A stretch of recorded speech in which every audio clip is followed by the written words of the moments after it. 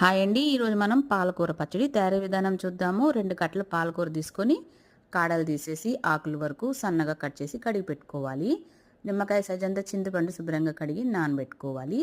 మొదటి కడాయిలో 2 స్పూన్లు ఆయిల్ వేసి 10 ఎండుమిరపకాయలు, 1 టేబుల్ స్పూన్ ధనియాలు, 1 స్పూన్ జీలకర్ర, చిటికెడు ఇంగువ వేసి వీటిని దోరగా వేయించి స్టవ్ మీద నుంచి దించి బాగా చల్లారనిచ్చి రోట్లో వేసి పక్కనుంచుకోవాలి. తర్వాత అదే కడాయిలో 2 స్పూన్లు ఆయిల్ వేసి కడిగి కట్ చేసిన పాలకూర వేసి బాగా మగ్గించుకోవాలి. ఎండుమిరపకాయలకి తగినంత కల్లుప్పు వేసి బాగా మెత్తగా దంచుకొని ఇందులో 10 వెల్లుల్లి రేఖలు, నానబెట్టిన చింతపండు వేసేసి బాగా మెత్తగా దంచుకొని ఒక మీడియం సైజు ఆనియన్ వేసి కచ్చా పచ్చా దంచుకొని మగ్గించుకున్న పాలకూర కూడా వేసేసి పచ్చడి నూరుకుంటే గుమ్మగుమ్మలాడే పాలకూర పచ్చడి రెడీ అండి. చాలా బాగుంటుంది. వేడి వేడి అన్నంలోకి, ఇడ్లీలోకి, దోశలోకి సూపర్గా ఉంటుంది.